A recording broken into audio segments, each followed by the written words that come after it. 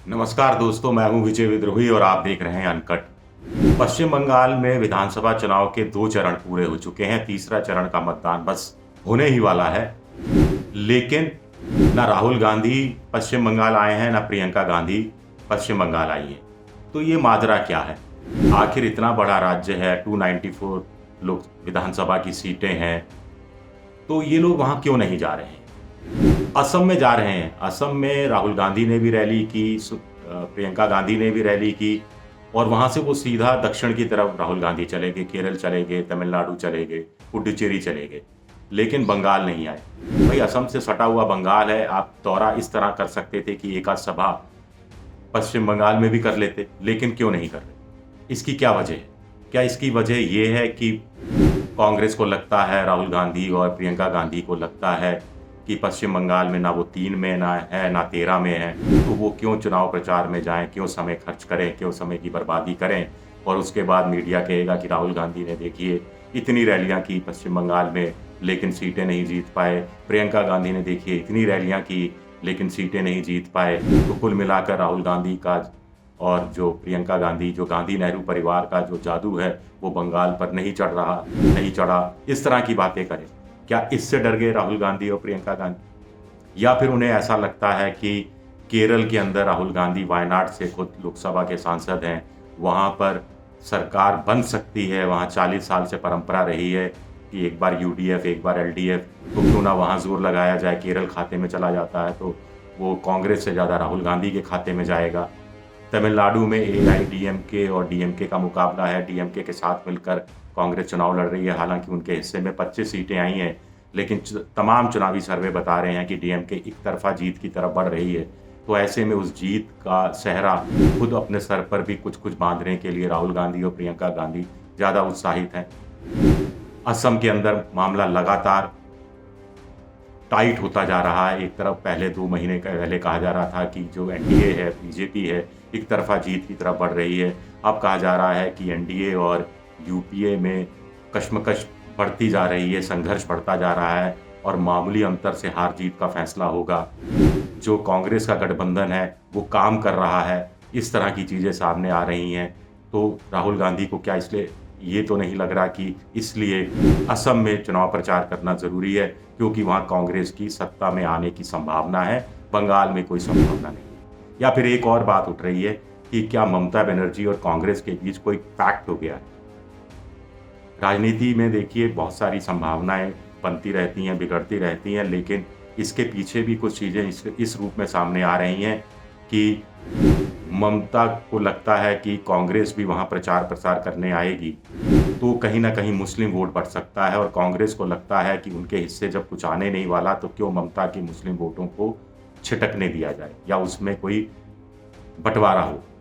लेकिन कांग्रेस ऐसा क्यों चाह रही है? क्या ममता के साथ कोई पैक्ट हुआ है? इसके देखिए 2 सबूत ऐसे इस रूप में मिलते हैं कि पहला, ममता बनर्जी ने जो खत लिखा कि विधानसभा चुनाव के बाद वो विपक्षी दलों की एकता चाहती है, विपक्षी दल मिलकर ही मोदी का मुकाबला कर सकते हैं। खत उन्होंने सोनिया गांधी को लिखा, खत उन्होंने झारखंड के मुख्यमंत्री को लिखा, शरद पवार को लिखा, लेकिन इसका तत्काल रिएक्शन कांग्रेस की तरफ से आया। राजीव शुक्ला प्रवक्ता ने कहा कि देखिए, जो ममता कह रही है हम उस बात से सहमत हैं और कांग्रेस भी यही चाहती है, राहुल गांधी भी यही चाहते हैं। कांग्रेस पे 1-2 बार दिल्ली में धरना भी इस बात को लेकर कर चुकी है, एक चीज़। दूसरा, कांग्रेस जानती है कि ऐसे समय में जब ममता ने खत लिखा है तो इस खत पर अगर रिएक्शन होता है तो ये ममता के खाते में जाएगा, ममता को थोड़ा और मजबूत नेता के रूप में स्थापित करेगा। कांग्रेस अगर समर्थन कर देगी तो कांग्रेस का कार्यकर्ता और ज़्यादा हताश हो जाएगा। उसके बावजूद ममता का समर्थन किया, क्यों किया? ये कांग्रेस बंगाल के अंदर लेफ्ट के साथ और फुरफुरा शरीफ यानी जो सेक्युलर फ्रंट बनाया है, इंडियन सेक्युलर फ्रंट बनाया है अब्बास सिद्दीकी ने, उसके साथ मिलकर चुनाव लड़ रही है। लेकिन ममता ने फुरफुरा शरीफ को तो खत नहीं लिखना था, नहीं लिखा, क्योंकि उनकी उस रूप में कोई पार्टी नहीं है। लेकिन सीपीएम को भी, लेफ्ट को भी खत नहीं लिखा, जो कांग्रेस के साथ गठजोड़ में हिस्सा है। फिर भी कांग्रेस ने ममता बनर्जी का समर्थन कर दिया। भाई, ये क्या बात हुई? अगर वो लेफ्ट को भी खत लिखती तो भी ये समर्थन करने की एक वजह हो सकती थी, लेकिन आपकी पार्टी, आपका जो गठजोड़ के एक हिस्से को ममता नकार देती हैं और आप ममता के समर्थन में उतर आते हैं। दूसरी बात है, फुरफुरा शरीफ के साथ जो लेफ्ट ने समझौता किया है, उससे कांग्रेस कहीं ना कहीं कुछ नाखुश दिखाई देती है, ऐसा लगता है।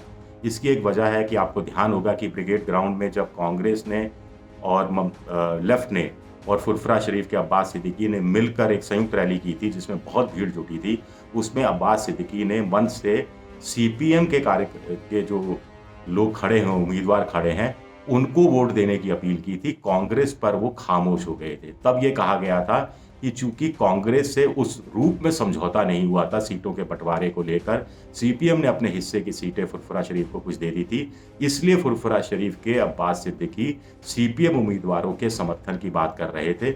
लेकिन सवाल उठता है कि आप एक ही मंच पर हैं, एक ही मंच पर हैं, महाजोत की घोषणा हो चुकी है, लेकिन आप कांग्रेस को उम्मीदवारों को समर्थन देने की बात नहीं करते। तो इससे भी मुझे लगता है कहीं ना कहीं कांग्रेस फुरफुरा शरीफ से नाराज है, और फुरफुरा शरीफ ने जितने मुस्लिम इलाकों में अपने कैंडिडेट खड़े किए हैं, उसमें कांग्रेस को लगता है कि अगर राहुल गांधी चले गए, प्रियंका गांधी चले गए, वहां मुसलमान वोट बढ़ गया, तो इसका फायदा फुरफुरा शरीफ को हो सकता है, अब्बास सिद्दीकी को हो सकता है, उनका राजनीतिक कद बढ़ सकता है, वो आगे जाकर एक चुनौती के रूप में पेश आ सकते हैं, और साथ ही साथ ममता को मुस्लिम वोटों का घाटा हो सकता है। अगर ममता की सीटें कम होती हैं मुस्लिम इलाकों में, तो स्वाभाविक तौर पर इसका फायदा बीजेपी को मिल सकता है। तो क्या कांग्रेस को लगता है कि बीजेपी दुश्मन नंबर 1 है, और ऐसे में अगर दुश्मन नंबर 1 को सत्ता से दूर रखना है तो ममता बनर्जी से हाथ मिलाएं चाहे ना मिलाएं, लेकिन पर्दे के पीछे कुछ उनके समर्थन की या उनको राहत देने की बात हो सकती है? क्या ये राजनीति हो रही है? लोग ये कह रहे हैं कि हम खामखा की पतंगबाजी कर रहे हैं, हमसे मतलब मीडिया खामखा की पतंगबाजी कर रहा है। अभी तो 6 दौर का मतदान बाकी है। 6 अप्रैल को असम के अंदर भी पूरा चुनाव निपट जाएगा, तमिलनाडु में निपट जाएगा, केरल में निपट जाएगा, पुडुचेरी में निपट जाएगा, और उसके बाद सिर्फ बंगाल के ही 5 चरण और बाकी रहेंगे। तब ममता बनर्जी के खिलाफ चुनाव प्रचार करने और बीजेपी के खिलाफ चुनाव प्रचार करने के लिए राहुल गांधी आ सकते हैं, प्रियंका गांधी आ सकती है। प्रियंका गांधी का आना अब थोड़ा संदिग्ध इस रूप में होता जा रहा है, क्योंकि रॉबर्ट वाड्रा, उनके पति को कोरोना हो गया है, और प्रियंका गांधी 14 दिन के आइसोलेशन में चली गई है। तो प्रियंका गांधी अगर आई भी तो आखिरी 2 चरण में आएगी, लेकिन आप जानते हैं 6 चरणों के चुनाव में अगर 6 चरण तक पार्टी के बड़े नेता नहीं आते हैं चुनाव मैदान में, तो कार्यकर्ताओं की हालत क्या होती है, और वोटर की भी उम्मीदें उठती हैं। अब अभी तक राहुल गांधी के बारे में भी कोई भरोसे से नहीं कह सकता कि उनका पश्चिम बंगाल में दौरा होगा या नहीं होगा, क्यों कुछ लोग कह रहे हैं कि पहले 2 फेज़ के अंदर, वैसे भी पहले फेज़ में बीजेपी मजबूत थी, सेकंड फेज़ में बीजेपी और टीएमसी के बीच में कांटे की टक्कर थी, और कांग्रेस के पास पाने के लिए कुछ नहीं था।